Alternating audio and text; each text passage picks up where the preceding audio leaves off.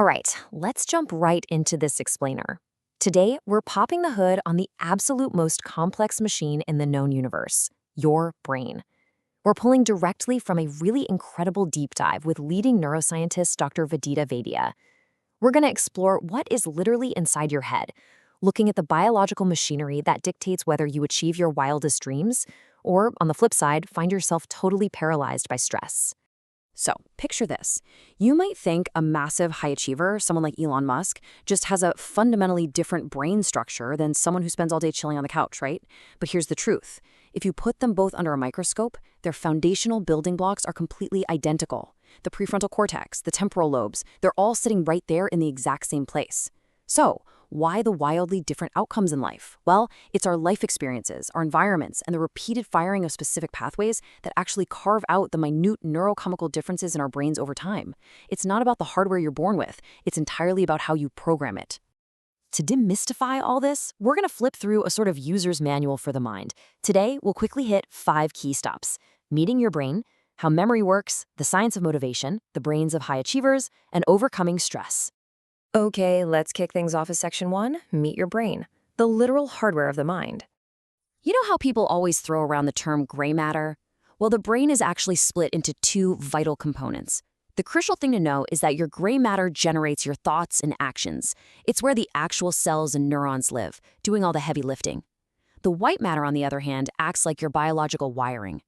It's a massive bundle of long fiber tracts carrying those generated signals everywhere they need to go, shooting down into your spinal cord and out to your limbs. Basically, without the white matter, the gray matter's brilliant ideas would literally go nowhere. And this leads us to a wildly surprising fact about how we evolved. If you look at a mouse brain, it's completely smooth. It fits perfectly inside its tiny little skull. But human beings? We evolved this massive cerebral cortex to handle all our complex, high-level thinking. If you took a human brain and somehow flattened it out, it would literally be the size of a whole large pizza. But obviously, we don't have skulls the size of pizzas.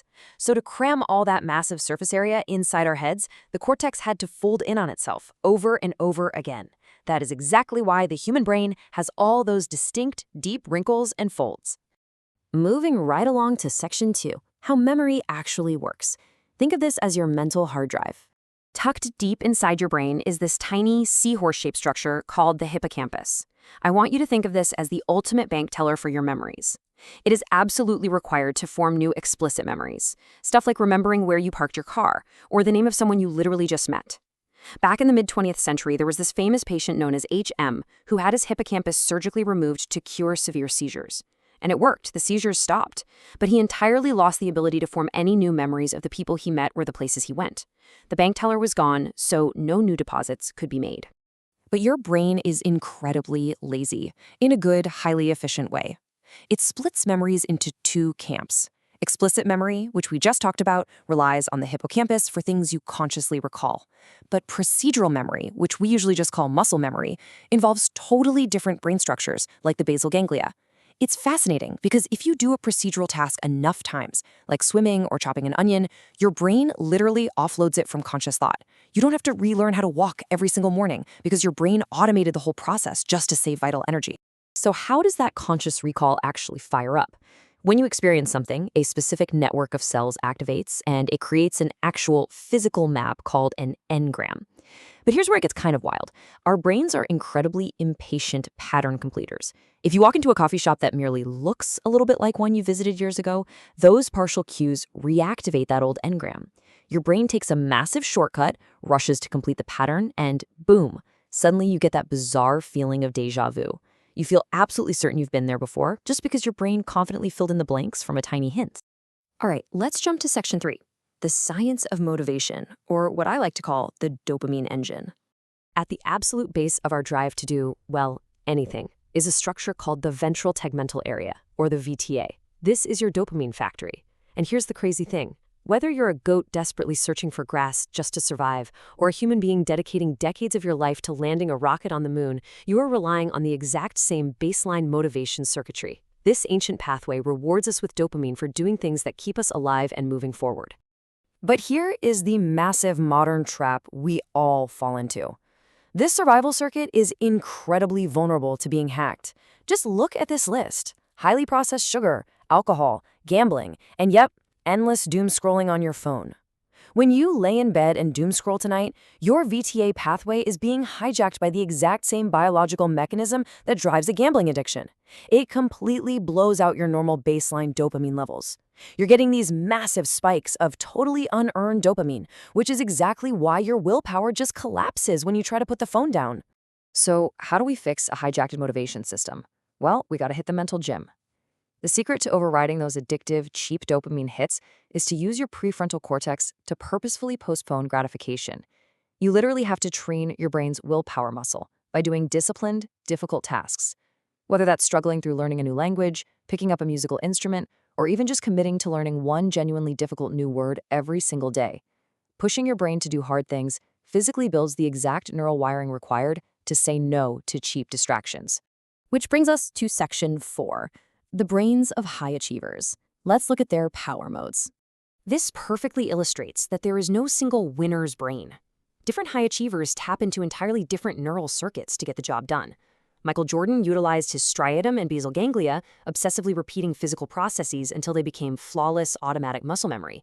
Michael Phelps used his prefrontal cortex to cognitively override panic. He'd literally visualize his swimming goggles breaking, so his brain was already trained to stay calm when it happened.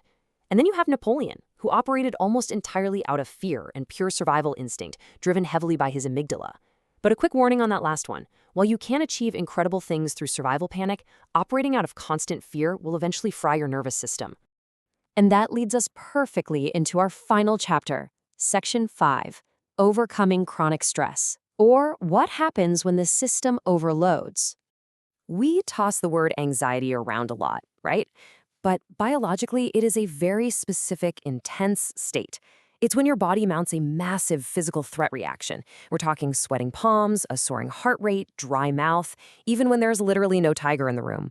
The crucial takeaway here is that someone suffering a severe panic attack is experiencing a biological response that feels virtually identical to a heart attack. The threat might not be a physical predator standing right in front of them, but to their brain, the danger is 100% biologically real. To really understand why we burn out, we have to look at the balance of power in our nervous system. Your sympathetic nervous system is your fight or flight mode. It floods your body with cortisol and adrenaline to get stuff done. Your parasympathetic nervous system is your rest and digest mode, which is designed to bring you all the way back to baseline. In our modern hustle culture, we are terrifyingly good at constantly activating our fight or flight response to meet deadlines. We keep our foot slammed on the gas, but we completely neglect our parasympathetic system. We totally forget about the brakes, giving our brains zero time to recover. So what keeps us stuck in fight or flight? Often it's chronic social stress. Because of our such profoundly social creatures, facing an emotionally unpredictable boss, experiencing bullying online, or dealing with emotional abuse at home isn't just unpleasant, it's actually neurotoxic. Experiencing this day in and day out literally bathes your brain in toxic levels of the stress hormone cortisol. And over time, that chronic exposure can physically shrink the volume of your hippocampus. It degrades your memory and actively accelerates how fast your brain ages. So how do we protect our minds from all this? It all connects back to psychiatrist Viktor Frankl's profound insight from his time surviving the Holocaust. When everything is stripped away, where do you find meaning? And neuroscience completely backs this up. Finding internal meaning, tying your daily actions to a clear purpose, and falling in love with the process rather than obsessing in fear over the outcome is the ultimate way to protect your brain. It lowers that chronic cortisol and sustains true long-term success. Look, your brain is highly plastic. It's constantly changing, wiring and rewiring itself based entirely on what you choose to feed it every single day. So I want to leave you with this pivotal question. Are you going to let your environment and your screens just randomly hijack your mind, or are you grabbing the steering wheel? What hard thing will you choose to do today to start training your willpower muscle? Thanks so much for joining me on this explainer, and I'll catch you next time as we keep figuring out the fascinating systems that run our world.